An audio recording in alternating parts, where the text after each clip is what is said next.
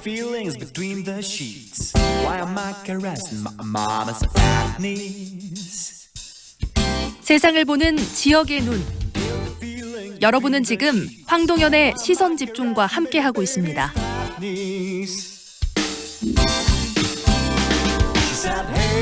최저임금 인상에 대한 필요성 많이들 공감은 하실 겁니다. 하지만 그 인상의 책임을 오롯이 영세 상인들에게 돌리고 있는 이번 정부의 인상안에 대해서 소상공인들의 반발도 만만치 않습니다. 최저임금 인상 못지않게 중소상공인들의 이 힘든 삶을 좀 개선할 수 있는 정책들도 함께해야 하는 거 아니냐라는 지적들이 그래서 더 나오고 있는데요. 오늘 이 시간 소상공인들의 목소리 직접 들어보겠습니다. 소상공인연합회 정원석 정책사업본부장 연결돼 있습니다. 안녕하세요, 본부장님. 네, 안녕하세요. 반갑습니다. 네, 우리 경제활동 인구 중에서 이 소상공인들 분들께서 차지하는 비율이 좀 상당한 걸로 알고 있는데요. 어느 정도나 되시나요? 네, 경제활동 인구 중 통계청에 따르면 2018년 6월 기준으로 자영업자 수가 570만 1000명 정도, 네, 약 23% 정도 차지하고 있고요. 네, 그중에 5인 미만 사업장의 전체 구직자들이 전체 구직자의 36.5% 차지하고 있어서 네, 서민 경제 기반의 아주 중요한 위치에 차지하고 있다고. 네. 다른 여러 OECD 국가들과 비교했을 때도 우리나라의 이 분들의 비중이 굉장히 높은 편인데요. 그런 분들이 그렇게 경제 활동을 하기에 우리 한국 사회 경제 구조 어떻다고 보십니까? 녹록하진 않으시죠? 예, 지금 경제 상황이 많이 안 좋은 상황에서 이제 8,350원으로 최저임금이 확정이 됨으로 인해서 네, 이제 지난 2년 동안에 각 경제 성장률이 3%, 물가가 2%, 그러니까 합이 한 10% 정도 올랐는데 네, 최저임금은 한 30% 정도 올랐습니다. 네, 이 말은 이제 20%의 추가 비용이 이제 자영업자 소상공인들에게 전가된다는 걸 의미하고 있는데 네, 2년치의 최저임금 인상은 한 20%의 비용 압박으로 소상공인들에게 이제 생존권의 위협을 느낀다는 것을 의미하고, 네, 역으로 만약에 2년 동안 그 모든 대기업 노조 임금을 20% 삭감한다고 상상해 보시면 네, 아마 왜 이렇게 저항을 하는지 이유를 알 수 있을 겁니다. 네, 바로 실질적으로 최저임금 노동자들의 어떤 권익을 보호하기 위해서 어떤 생계를 유지하기 위해서 최저임금이 필요하다는 부분들은 많은 국민들이 공감을 하실 텐데 바로 이 부분 지금 최저임금이 갑자기 퍼센트로 따졌을 때 굉장히 많이 오르고 그다음에 그 인상분에 대한 책임 자체가 바로 이 소상공인들에게 돌아가기 때문에 더 크게 이렇게 소상공인들이 반발하시는 거 아니겠습니까?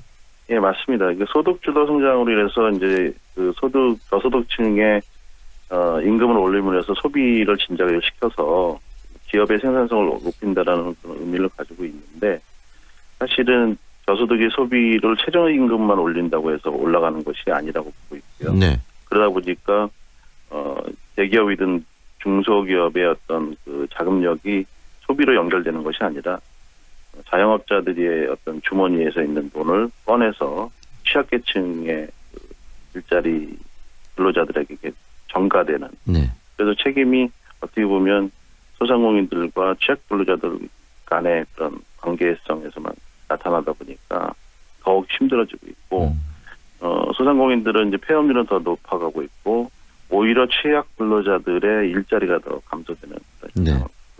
그렇기도 하고 방금 이야기하신 것처럼 지금 우리 경제 구조에서 어떻게 상위층을 형성하고 있는 대기업이랄지 그런 사람들 최저임금의 영향을 받지 않는 사람들은 제외되어 있는 상태에서 정말 열악하게 하루하루를 버티고 있는 자영업자들의 어떤 이익의 일정 부분들을 지금 최저임금이라는 이름을 가지고 이 노동자들 취약계층에게 지금 나눠주는 그런 구조. 정부가 좀 이런 정책에 대해서 좀 문제가 있지 않는가 싶은데 우리 소상공인 입장에서 바라보는 이 정부의 이런 그 정책에 대해서 한 말씀을 해주시죠. 그렇기 때문에 저희가 이제 최저임금 1만 원에 맞출 능력이 없어서 네.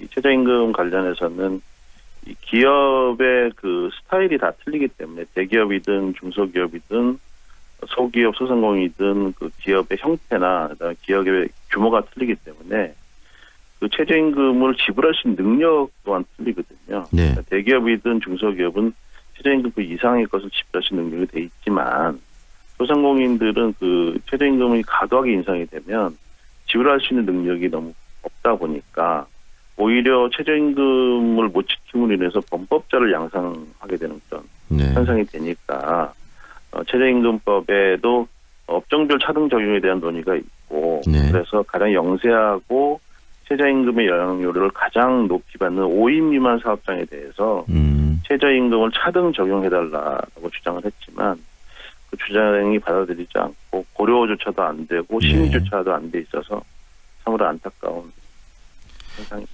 이런 부분은 어떻습니까? 지금 최저임금을 방금 이야기하시면서 그 본질에 대한 이야기를 했었는데요. 결국은 이 최저임금을 지불해야 되는 대상들도 열악하고 그다음에 지금 받는 노동자들도 굉장히 힘든 그 지금 뭐 그런 상황이기 때문에 이런 을과 을의 어떤 갈등 구조가 아니고 근본적으로 이 자영업자들 소상공인들의 어떤 그 경제 활동을 도와줄 수 있는 여러 가지 다른 정책들을 통해서 소상공인들의 수익을 좀 확보해 주는 그런 정책을 정부가 좀 펼치는 건 어떠느냐라는 지적도 있던데 그 부분에 대해서는 어떤 생각이신가요?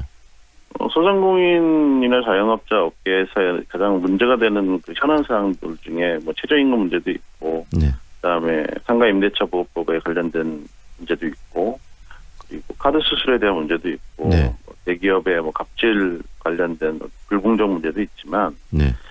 정부 정책이 사실 여태까지 최저임금 관련해서 저희가 주장을 한 데 대해서는 언급은 하지 않고 네.